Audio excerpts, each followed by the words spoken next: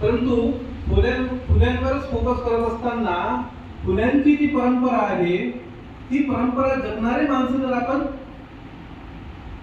घेतली नाही तर फुल्यांचं पूर्णत्व येणार नाही. याच्यावरून मग फुले, शाहू आणि आंबेडकर यांची विचार परंपरा हा विषय या संयुक्तिक होईल असं या द्विशताब्दीमध्ये त्याचं महत्व आमच्या कार्यकारिणीने मांडलं आणि त्याच्यानुसार आम्ही हा कार्यक्रम ठरवला. आता ही परंपरा तुमच्या हातात आहे. विभाग ज्या ठिकाणी आहेत त्या ठिकाणी राहणार, विभागाचे विभाग प्रमुख ज्या ठिकाणी आहेत त्या ठिकाणी राहणार. आता हा जो संबंध वाढलेला आहे माझी विद्यार्थी संघटनेचा, त्या माझी विद्यार्थी संघटना आणि विभागातील विद्यार्थी यांनी मिळून असे उपक्रम राबवायला पाहिजे. राहिला फंडाचा प्रश्न, तो आपण आज यशस्वी करून दाखवला. तसाच येणाऱ्या कार्यक्रमामध्ये तुम्ही जर प्रयत्न कराल तर विभाग आणि आपण मिळून अशा प्रकारचे चांगले कार्यक्रम या विभागामार्फत या नागपूर शहरातील श्रोत्यांना आपण उपलब्ध करून देऊ. हा केवळ आणि केवळ माजी विद्यार्थी आणि आजी विद्यार्थी पर्यंतच आपण हा मर्यादित प्रोग्राम ठेवलेला होता. आपल्याकडे जसं साधन सामग्री येतील तसं आपण आपल्या बाहेरच्या लोकांपर्यंत जाऊ आणि त्यांना जोडण्याचा प्रयत्न करू. ही जी परंपरा आहे ही परंपरा कायम ठेवण्याची जी जबाबदारी आहे ती आपल्या कार्यकारिणीवर आहे. आणि त्यातलं आहे पहिलं, आज आपण पुष्प महात्मा फुलेंच्या अतिशय महत्वाच्या ज्या महात्मा फुलेंना ज्यांना आपण आपला मुक्तिदाता मानतो, अशा मुक्तिदातांनी ज्याला गुरु मानलं, त्याची 200वी म्हणजे 200 वर्ष त्यांच्या जन्माला झालेले आहेत. त्या निमित्तानं आपण हा कार्यक्रम आयोजित करत आहोत. तर हे अतिशय चांगलं पाऊल आहे असं मला वाटतं. आणि आपण जे वक्ते बोलवले होते बघा, एक नवी दिल्ली, एक अमरावती, एक भंडारा आणि एक नागपूर. नाही, तर अशीच परंपरा आपण जपू, अशीच परंपरा आपण ठेवू आणि चांगले चांगले आपल्या विद्यार्थ्यांना, जे विद्यार्थी आज आले नाही, बऱ्याच लोकांनी पैसे दिलेले आहेत पण ते आले नाही, चालेल, दोन्ही पण असायला पाहिजे, उपस्थिती पाहिजे आणि मूल्य द्रव्य पण पाहिजे. ह्या दोन्ही गोष्टी जुळतील तर आपले कार्यक्रम चांगले होतील. मला माहिती आहे वेळ झालेला आहे. मी फक्त समारोपीय अध्यक्षीय भाषण करतो. मी फक्त प्रस्तावना म्हणजे कार्यक्रमाचं नियोजन का बरं करण्यात आलं त्याची रूपरेषा मी सांगण्याचा प्रयत्न केला. 1827 मध्ये महात्मा फुलेंचा जन्म झाला आणि 1835 मध्ये ब्रिटिशांनी इथली एक शिक्षण व्यवस्था एक जन्मात आणली. म्हणजे महात्मा फुलेंच्या आधी, महात्मा फुलेंच्या जन्मानंतर शिक्षण व्यवस्था इथे जन्माला आली. त्या व्यवस्थेचे त्यांनी फळ चाखले. ज्या शिक्षण व्यवस्थेने त्यांच्या पिढ्या उन्नत झाल्या, तेच लोक आज त्या शिक्षण पद्धतीवर काय करत आहेत, आघात करत आहेत. यांनी भारताला गुलाम केलं असं म्हणतात. तर ते मेकॅलेनी जेव्हा शिक्षण पद्धती आणली होती त्यांना राज्य करायचं होतं इथे. ते इथे समाजसेवासाठी आलेले नव्हते आणि या भारतीय समाजाला उन्नत करण्यासाठी आले नव्हते. त्यांना इथे राज्य करायचं होतं आणि म्हणूनच त्यांनी तशी व्यवस्था त्यांना जसं वाटतं तसं त्यांनी निर्माण केली. आणि त्या परिस्थितीमध्ये त्यांनी सांगितलं की इथला जो वरिष्ठ वर्ग आहे, या वरिष्ठ वर्गाला जर आपण शिक्षण दिलं तर हा वरिष्ठ वर्ग आपल्या खालच्या वर्गांना काय देईल, शिक्षण देईल. आणि म्हणूनच मेकॅलेच्या शिक्षण पद्धतीला झिरकता सिद्धांत असं म्हणतात. शिक्षण आता झिरकता सिद्धांत असं म्हणतात. पण मेकॅलेला हे माहीतच नव्हतं ना की हा जो झिरपता सिद्धांत त्यांनी मांडला हा एवढा कठोर दगड आहे की तो कुठलीही व्यवस्था या खालच्या तळागाळापर्यंत जाऊ देणार नाही. म्हणूनच महात्मा फुल्यांना स्वतः शाळा उघडावी लागली. महात्मा फुलेंचं वय बघा, त्यावेळेस 21 वर्ष. पहिली जेव्हा शाळा उघडली तेव्हा त्याचं 21 वर्ष वय होतं. 21 वर्षाच्या वयामध्ये त्यांनी एवढं मोठं धाडस केलं आणि ते धाडस करून त्यांनी अशा असंख्य शाळा उभारल्या आणि त्यांनी केवळ ब्राह्मणांना निश्चितच ही जी व्यवस्था आहे या व्यवस्थेला जबाबदार कोण आहे तर ही ब्राह्मणशाही आहे हे त्यांनी आपल्या सगळ्या लिखाणातून मांडणी केलेली आहे. परंतु ही मांडणी करत असताना जे पुरोगामी लोक आहेत त्या पुरोगामी लोकांना सोबत घेण्याचा प्रयत्न त्यांनी एकंदरीत आपल्या याच्यामध्ये दिसतो. 1851चा जो रिपोर्ट आहे म्हणजे शिक्षणाचा, त्या रिपोर्ट मध्ये अशी नोंद केलेली आहे की महात्मा फुलेंनी शाळा काढली, आपल्या पत्नीला शिकवलं आणि त्याबरोबर 3 शिक्षिका त्यांनी तयार केल्या. त्या ज्या 3 शिक्षिका होत्या त्या जे 3 ब्राह्मण होते त्या ब्राह्मणांच्या बायका होत्या. त्यांना सोबत घेऊन ही सगळी केली. परंतु ते निश्चित ध्येय महात्मा फुलेंनी आपले सोडलं नाही आणि ही जी समाज व्यवस्था आहे ही समाज व्यवस्था कशामुळे घरेटी झालेली आहे तर ती ब्राह्मणशाहीमुळे घरेटी झालेली आहे असं स्पष्ट मत त्यांनी मांडलं आणि म्हणून त्यांनी ब्राह्मणांची कसब या ग्रंथामध्ये नमूद केलं. महात्मा फुलेंनी आपल्याला शिवाजी महाराजांचा परिचय करून दिला. महात्मा फुलेंनी जर शिवाजी महाराजांची समाधी जर शोधली नसती तर कदाचित आपल्यापर्यंत शिवाजी महाराज ज्या प्रकारे आज आले आहेत तसे आलेही नसते. कदाचित ज्या प्रकारे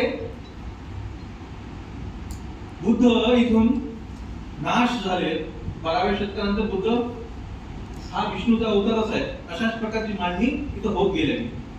खरे बुद्ध आपल्याला माहितच नव्हतं. ज्या प्रकारे बुद्ध आपल्याला माहित झालं त्याप्रमाणे शिवाजी महाराजही आपल्याला महात्मा फुलेंमुळे माहित झालं आणि त्यांनी प्रदीर्घ असा शिवाजी महाराजांचा पोवाडा त्यांनी. मला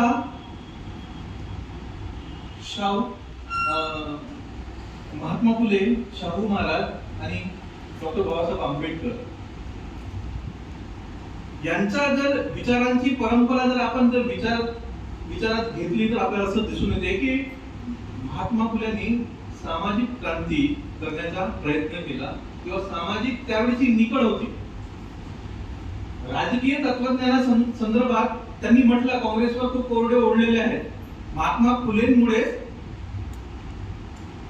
काँग्रेस जी आहे 1885 मध्ये म्हणजे उशिरा स्थापन झाली ना आणि महात्मा फुलेंचा मृत्यू 1890 मध्ये झालेला आहे. तर या 5 वर्षाच्या कारकिर्दीमध्ये काँग्रेसची जी वाटचाल होती या काँग्रेसच्या वाटचालीवर महात्मा फुलेने सांगितलं की ही तुमची जी संघटना आहे ती संघटना ब्राह्मणशाहीची आहे. ज्याच्यात सामान्य माणसाचा कुठलाही अंतर्भाव नाही आहे किंवा सामान्य माणसाचे दुःख यामध्ये नाही आहे.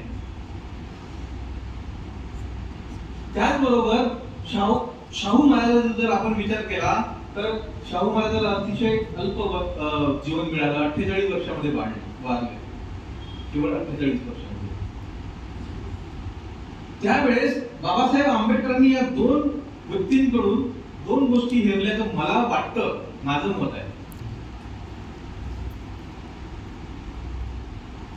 की तिथली जी व्यवस्था आहे ही व्यवस्था ब्राह्मणशाहीमुळे सडलेली आहे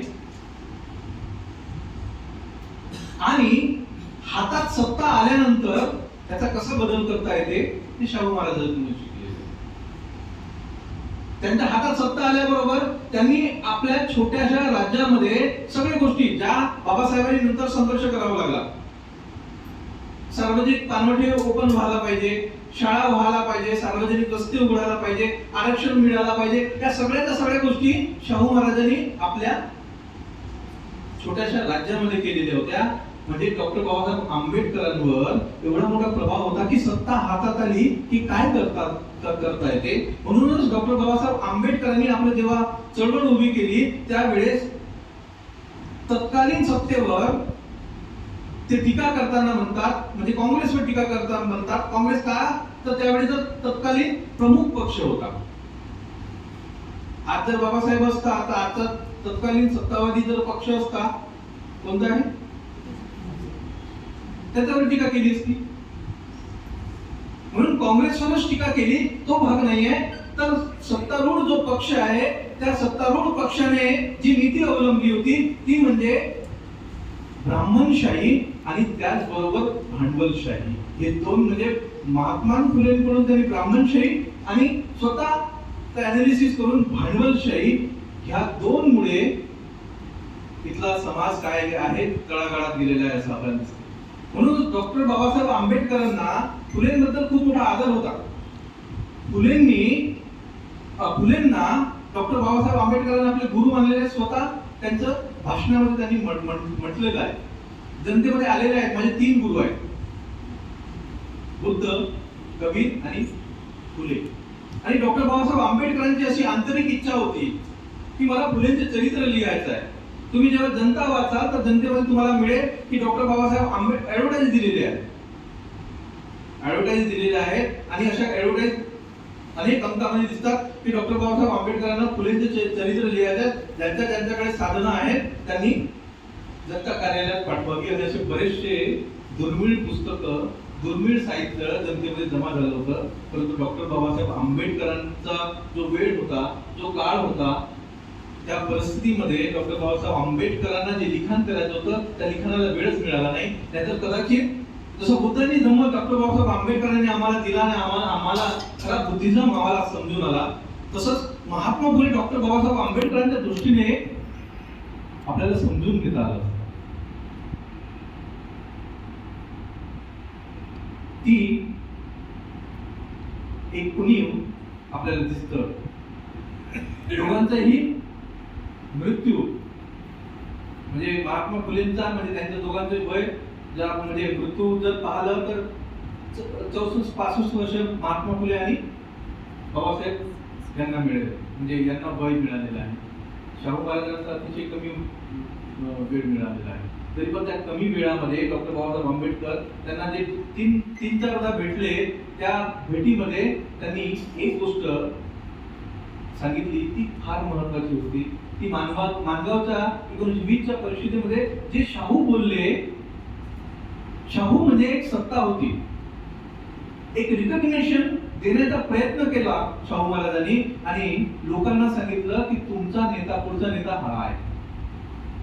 हे जे रिकग्निशन दिलं त्यावेळेस बाबासाहेब आंबेडकर राजकीय क्षेत्रामध्ये यायचेच होते, परंतु राजकीय क्षेत्रामध्ये येण्याआधीच त्यांना एका मोठ्या व्यक्तीचं काय मिळालेलं आहे, रिकग्निशन मिळालेलं आहे. आणि हेच रिकग्निशन अतिशय महत्त्वाचं होतं. सामान्य माणसावर एवढा मोठा प्रभाव पडला होता की हा आमचा नेता आहे.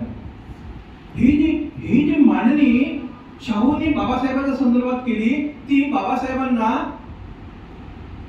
या समाजातील लोकांची मान्यता मिळवून देण्यासाठी अतिशय फायदेशीर ठरली. म्हणूनच त्यावेळेच्या ज्या दलित चळवळी आहेत त्या दलित चळवळीमध्ये जेव्हा शाहू महाराजांचा मृत्यू होतो तेव्हा नागपुरातून जो एक पेपर निघत होता बहिष्कृत भारत, नागपुरातही एक बहिष्कृत भारत नावाचा पेपर निघत होता. त्या बहिष्कृत भारतामध्ये त्याच्या मृत्यूच्या संदर्भात लिहिलं गेलं आहे की आमचा अब्राहिम लिंकन गेला. शाहू महाराजांच्या मृत्यूच्या लेखामध्ये गवई म्हणतात, आधुनिक गवई नाही. गणेश अक्काजी गवई ज्यांनी बहिष्कृत भारत नावाचा पेपर नागपुरातून सुरू केलेला होता. आपल्याला माहित आहे डॉक्टर बाबासाहेब आंबेडकरांनी बहिष्कृत भारत सुरू केला, पण त्याच्या आधी 1922 मध्ये बहिष्कृत भारत नावाचा वृत्तपत्र गणेश अक्काजी गवई नागपुरातून चालवत होते. त्यामध्ये नमूद केलेला आहे की आमचा इब्राहिम लिंकन केला, शाहू महाराज केला. तर ही जी नाळ आहे फुलेंची, शाहूंची आणि बाबासाहेबांची ही एवढी जुळलेली आहे, कारण की यांनी जशी बाबासाहेब आंबेडकर मांडणी करतात की एक क्रांती बुद्धाची झालेली आहे आणि त्याच्यानंतर ती क्रांती दडपून टाकण्याकरिता जी प्रतिक्रांती झालेली, ती आता प्रतिक्रांती एकदम उच्च शिखरावर गेलेली आहे. ती आपली विचारधारा कोणत्याही एनकेन प्रकारे थोपवण्याचा प्रयत्न करत आहेत. आणि आता सरांनी उदाहरण दिलेलं आहे, जेव्हा स्तुती होते तेव्हा समजून जायचं की इथं गोड गंबाल आहे. त्यांच्या मंचांवर आतापर्यंत कधी बाबासाहेब नव्हते, त्यांच्या मंचकावर आतापर्यंत निळा झेंडा नव्हता. आपण त्यांना तो उपलब्ध करून दिला. आपल्यातले असे काही नेते पुढारी आहेत ते त्यावेळेस होते, बाबासाहेबांच्या काळात होते, पण त्यांची संख्या आता दिवसेंदिवस वाढत चाललेली आहे. आणि यामुळे आज या सगळ्या समतावादी चळवळीला मोठा धोका निर्माण झालेला आहे. हा देश नेहमी, म्हणजे तुम्ही जर पाहाल तर शेड्यूल कास्ट फेडरेशन पासून अशी मांडणी करण्यात आली की हा देश कसा आहे, सेक्युलर असायला पाहिजे. आरपीआय ची घटना वाचल्यानंतर तुम्हाला असं दिसून येईल की सेक्युलरिझमला फार महत्व आहे. आज जर आपण सेक्युलरिझम म्हटलं तर आपण तर देशद्रोही ठरवलं जातं. तर ही जी निकळ गरज यांच्या विचारांची परंपरा जोपासण्याची आहे ती आज जास्त आहे. आणि म्हणूनच या कार्यक्रमाचं आयोजन करण्याचा बेत आमच्या कार्यकारी मंडळीने घेतला आणि कार्यकारी मंडळीने आम्हाला सहकार्य केलं आणि सगळे सूत्र त्यांनी विभागाच्या प्रमुखांना दिलं की तुम्ही कराल, आम्ही त्यांना सहकार्य केलं. आणि विभागात प्रमुखांनीही हिटलरशाही न करता मोठ्या आनंदाने तुम्ही सांगा, लोकशाही प्रत्येक मीटिंग मध्ये जे जे उपस्थित होते त्यांना अनुभव आला असेल की माझ्याकडनं काही आलेलं नाहीये. तुम्ही सांगा आपण करू. ही जर भूमिका तर अशीच राहिली, आपले एकमेकांचे हात एकमेकांमध्ये असेच राहिले तर निश्चितच एक ताकद तयार होईल, एक शक्ती तयार होईल. आणि समतावादी विचारांची जी आज गरज आहे ती वाहून नेण्याची धुरा आपल्या या संघटनेवर अधिक येईल असं मला वाटतं. आणि तो प्रयत्न करण्याचा प्रयत्न या माध्यमातून केला. तुम्ही 4:30 नंतरही आपण इथे उपस्थित आहोत, म्हणजे तुमचं पेशन्स किती महत्वाचं आहे, तुम्ही या विचारधारेसोबत किती जुळलेले आहेत त्याचा प्रत्यक्ष नमुना तुम्ही इथे उपस्थित केलेला आहे. तर मी अधिक न बोलता मी इथेच थांबतो आणि माझे विद्यार्थी संघटनेचे मी आभार मानतो. धन्यवाद.